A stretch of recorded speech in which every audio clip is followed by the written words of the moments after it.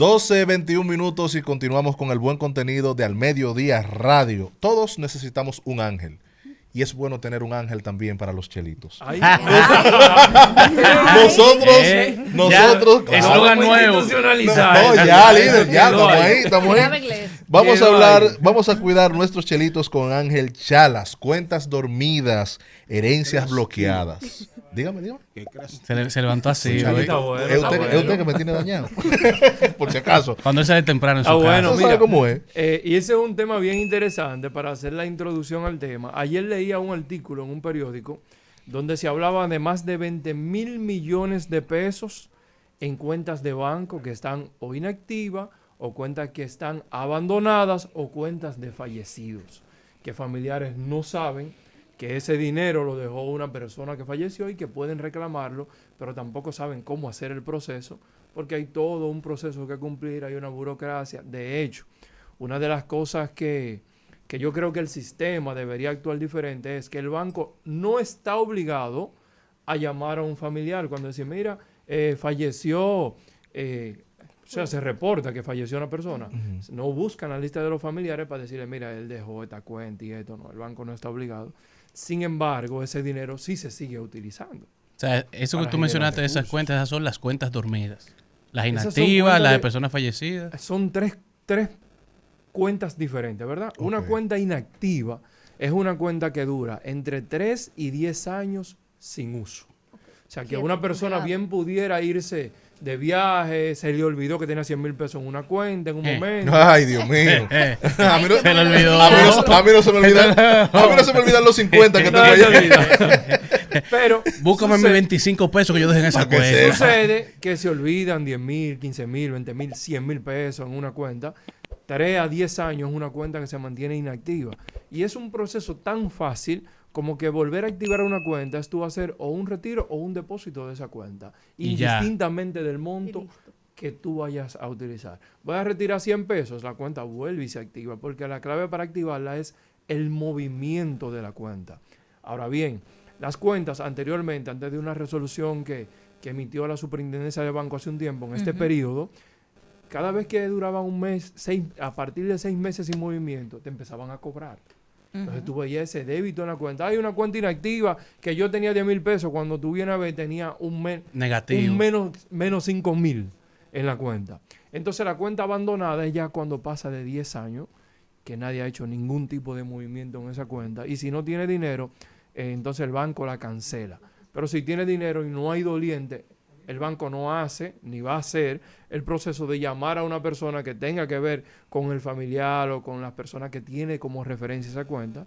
Y legalmente tampoco está obligada.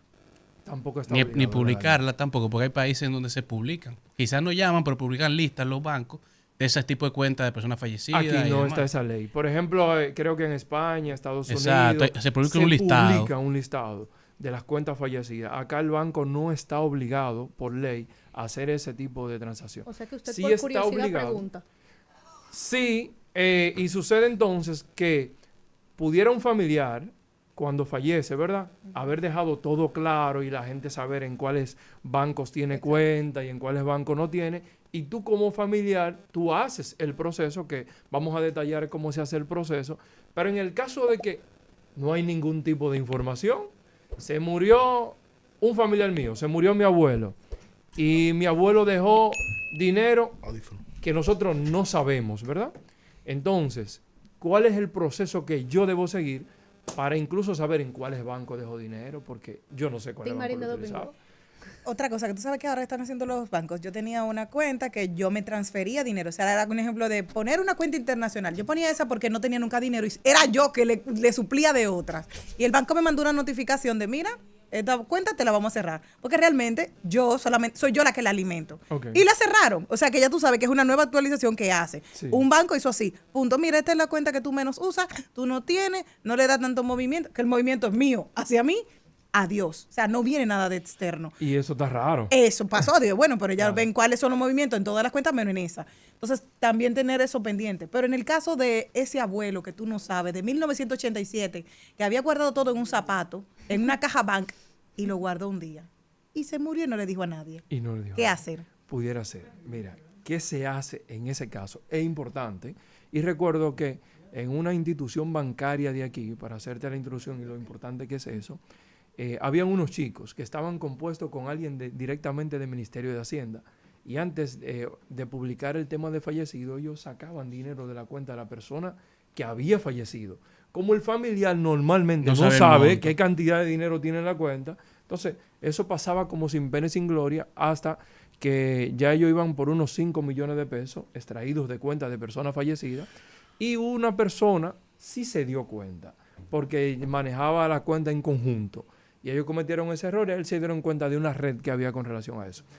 ¿Qué hacer cuando yo no sé si un familiar mío que falleció tenía dinero en diferentes cuentas? Primer paso, yo puedo ir como dependiente directo, o sea, yo tengo que tener un acta de nacimiento o un acta de matrimonio que avale que yo tenía un vínculo con esa persona, y yo puedo ir a Prousuario, a la superintendencia de banco, para que me diga en todos los bancos que esa persona tenía cuenta.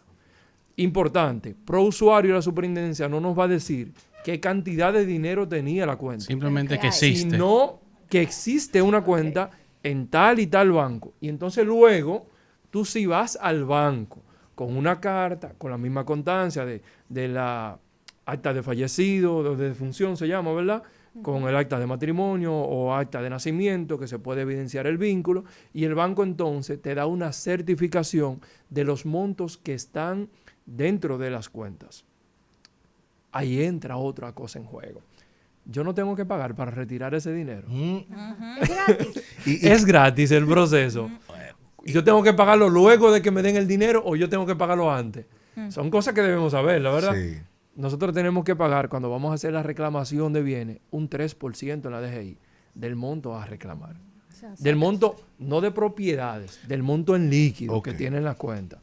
Digamos que una persona dejó 500,000 pesos, hay 15,000 pesos que hay que pagar ahí. Dejó 10 millones de pesos, hay 300,000 pesos que hay que buscar para poder reclamar ese dinero, que en muchos casos, como un caso que yo llevé, no está el dinero para pagar ese porcentaje adelante. No lo puedo decir, pero retiro lo de mismo. Eso es lo que te iba a preguntar. De ahí mismo entonces, no se puede retener. Mira qué sucede. No, ese impuesto hay que pagarlo primero. Ay, incluso el proceso que yo estaba llevando fue un proceso un tanto complejo porque él había tenido 3 matrimonios. Entonces tiene hijos de 3 mujeres diferentes. Normal. Y todo el O mundo tuvo trae hijos de el 3 dinero. mujeres diferentes, pero a la esposa le toca el 50%. ¿A cuál de las 3? Arrancando. A la última esposa le toca el 50%, más el porcentaje que le toca de sus hijos si son menores de edad.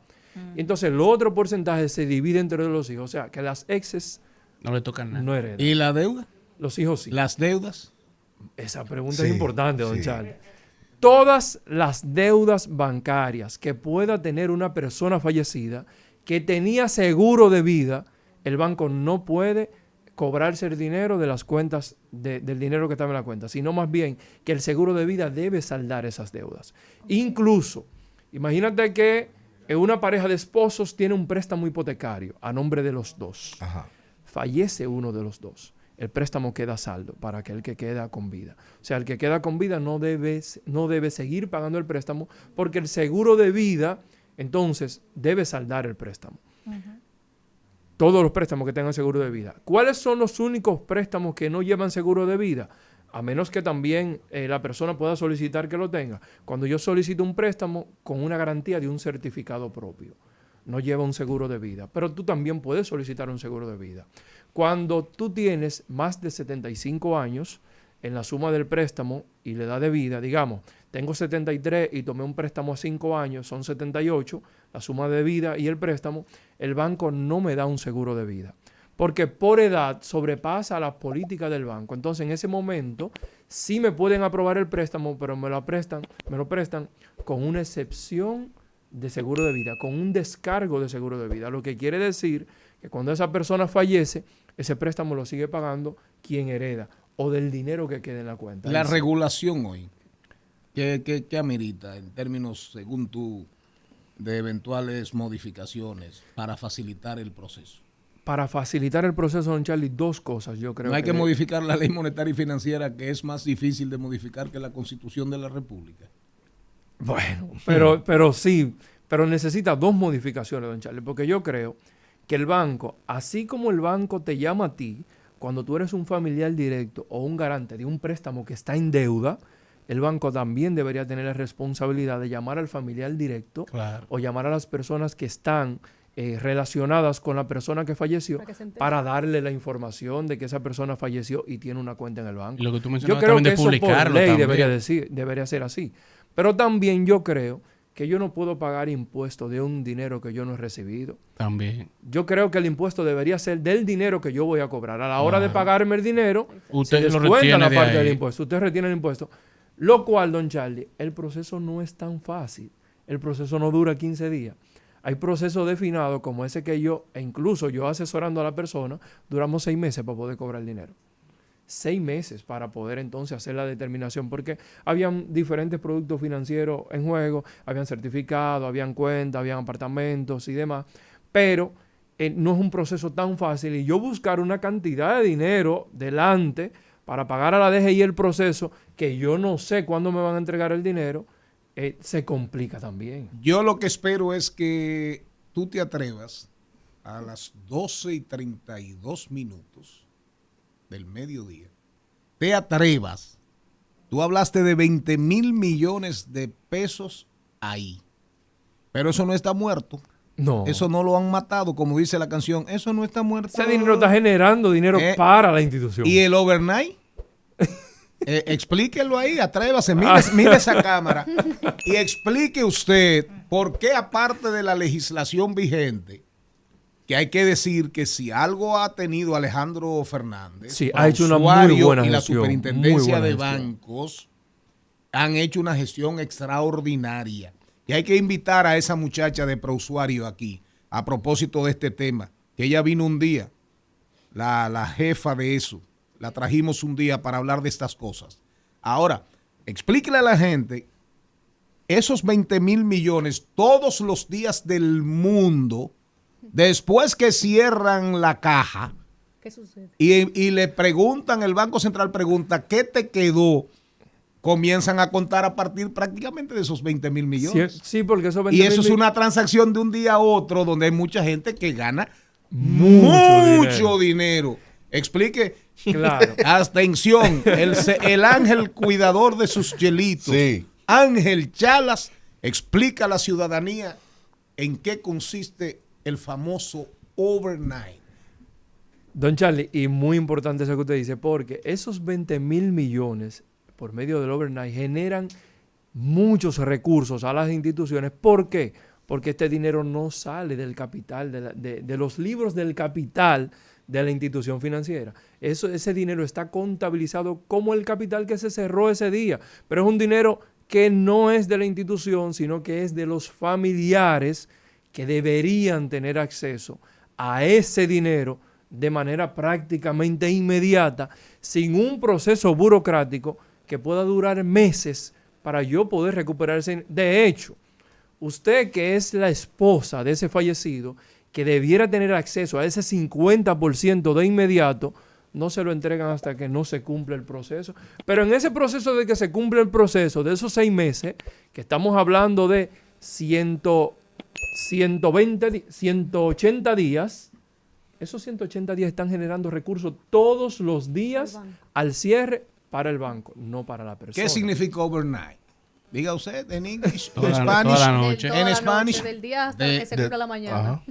O sea, Night to night. Sí, todo lo que Eso, cuando está te dicen, cerrado. haz dinero mientras duermes, ellos hacen dinero mientras Literal. duermes. Exacto. Ese dinero está trabajando contigo mientras tú El estás. banco hace lo que se denomina tesorería. Y hay bancos cuyo nivel de Ese eficiencia, cerebro no es cuyo nivel de eficiencia depende en gran parte de los negocios que hacen durante la noche. 100%. Con esa masa que uno dice, masa muerta que está ahí, que de Cuando los duerme. fallecidos, que de la gente que ignora, dinero retenido. Eso ha crecido increíblemente. Que eso incluye los cambios de divisa. Así es. Oiga bien, de un día para atención a mis amigos, el caramba. Cualquiera A propósito de los bancos, si algo positivo que viene ahora, Banco Central va a liberar 81,000 millones en fondos liberados de encaje. 81,000. 81,000 millones.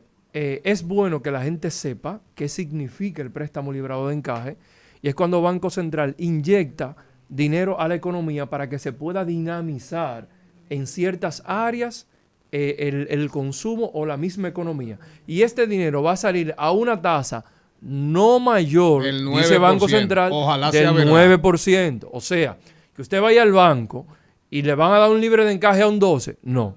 Dice Banco Central en su publicación que va a ser una tasa no mayor al 9%. Puede ser menor, lo cual no va a ser porque el banco también tiene un spread que va a buscar ahí, pero una tasa no mayor al 9%, lo cual es un préstamo ideal para su negocio, ideal para usted ponerlo a producir. Y si usted quiere que el banco le diga que no, diga que usted lo va a utilizar para consolidar deuda. Si usted quiere que el banco le diga que no. Claro. Ojalá se cumpla y se entregue al 9 y haya la diligencia, la rapidez. Y ojalá el Banco Central tenga y la Superintendencia de Bancos sean rígidos en cuanto a la supervisión. ¿Qué sucedió en los últimos? Porque estamos hablando de agricultura, de manufactura, construcción, de pymes construcción. y de construcción, Así elementos claves para dinamizar un poquito esta economía muerta. Así es. No hay un peso en la calle. No, está complicado. Estamos complicados, Charlie. No hay un Don peso Charlie, en la calle. Mire, yo que recibo personas prácticamente todos los días, me dicen, Chala, lastimosamente, llorando, desesperado, y dice, yo no sé qué hacer, yo necesito tu ayuda. Y al final lo que me dice, yo no tengo cómo pagarte tampoco, no tengo dinero. Entonces, cuando tú dices, mira, son tantos, y dices, ¿cómo lo consigo? Porque no tengo. Pero algo importante con los préstamos liberados de encaje es que las últimas 3 liberaciones de encaje no hubo el proceso de supervisión y al otro día de liberar los fondos ya no había fondos. Claro. Porque no había un tope por persona o por comercio como sí se estaba haciendo anteriormente, que te decían, bueno, por mi pyme, Tanto. un máximo de 5 millones de pesos. Tanto. Exacto. Pero cuando no hay un límite, Se va todo en un solo entonces es sitio. difícil que pueda llegar a la economía y que se pueda dinamizar como se debería dinamizar. Se dio el caso de que cogieron ese dinero y fueron al mismo Banco Central en un círculo vicioso maldito que no genera ningún valor, no añade valor a la sociedad, y compraron, y lo que hicieron fue comprar bonos Don Charlie, del Banco Central y de Hacienda. Le hago una historia de un cliente mío. Ha llegado. Mira, me liberaste el dinero del encaje, lo cogí, no importa el banco, Sí. porque yo no soy enemigo de la banca, para que estemos claros. No, yo tampoco. Pero, y no coincido con Bertolt Brecht, el famoso dramaturgo aquel que dijo, robar un banco es un delito, pero no es un delito fundarlo. Ay, Dios mío. Qué verdugo. Oiga bien, yo no coincido con Bertolt Brecht. Cojollo, pero Claro. el angurria Es fuerte. rompe Ahora, el saco. yo sí creo igual que usted que el banco es el principal, debería ser el principal amigo del que es el productor, del que es el MIPYME, del que es el empresario, porque probablemente es donde yo puedo encontrar los recursos más baratos para yo poder echar para adelante el negocio que ya yo tengo, caminando. El banco debería cumplir, y la cumple, esa función de poder darte los recursos que tú necesitas para llevar tu idea a otro nivel. Yo espero que esta vez el Banco Central, don Héctor, que gracias a Dios que Luis Abinader, el presidente de la República, lo mantuvo ahí. Y ojalá lo siga manteniendo ahí. Oigan bien lo que estoy diciendo. Porque si hubiese cometido el error de Hipólito, de que sacó a Héctor Valdés Alviso, y ya ustedes saben dónde terminamos. Sí. Porque hay que reconocerle a Héctor Valdés que primero tiene una cosa, genera confianza. Y la confianza es dinero, la confianza es, la certidumbre es dinero, la certidumbre es inversión. Y la base de la economía. Para que estemos claros. Pero con esa autoridad que tiene Héctor Valdés Albizu y Alejandro Fernández en la superintendencia de bancos, que presten al 9. Que presten al 9 y que no cojan a buscar bonos de Hacienda o del mismo Banco Central. Que actualmente Banco Central y Hacienda tienen un bono que anda entre el 11 y el 12%. Ya. O sea que se puede dar ese caso. Pero claro que tomar se al puede 9 dar. para invertirlo al 12. Un aplauso a Héctor Valdés Albizu, caramba. Ay, que sea grande. Un aplauso a Alejandro Fernández. Sí, Potrillo. No es mío. Tus redes sociales, Ángel. Mis redes sociales me pueden encontrar en todas las redes sociales como Ángel Chalas FS. Y un último consejo. Vayan a los bancos, adelántense a la publicación de los fondos para que cuando usted llegue en los fondos, su nombre esté de primero en la lista. Para que cuando pasen lista, usted esté presente. ahí. Si lo deja para último, probablemente que una semana después, días después, un día después, ya usted no encuentre fondos. Y por último, sobre la base del comentario de don Charlie, ayer por Twitter pregunta una persona, ¿por qué las tasas hipotecarias son más altas en este país que en Estados Unidos o Europa, por ejemplo? Y yo mi respuesta fue como primer pilar el tema de la confianza. ¿Y qué es la confianza? Que al final eso puede determinar una puntuación en el riesgo país. Y dependiendo de la puntuación del riesgo país, entonces qué tan barato o qué tan caro puede salir ese dinero. Y como yo tengo una clasificación de riesgo peor que Estados Unidos y peor que España, entonces el dinero me sale más caro, tengo que prestarlo más caro. Y así Por eso es importante la confianza. Y no olvidemos que los niveles de morosidad, según la misma superintendencia de bancos, altísimos. La crisis económica, la clase media cada día más maltratada, la morosidad, pagos mínimos de tarjetas, los préstamos hipotecarios, los préstamos al consumo, todos los préstamos. Ahora la gente está pagando más tarde y atrasándose más. Pero dijo el ex secretario general del PLD, no el don conductor y el don productor, que el dominicano es buena paga. Pero antes que pagar y morir, primero tiene que sobrevivir. Así es.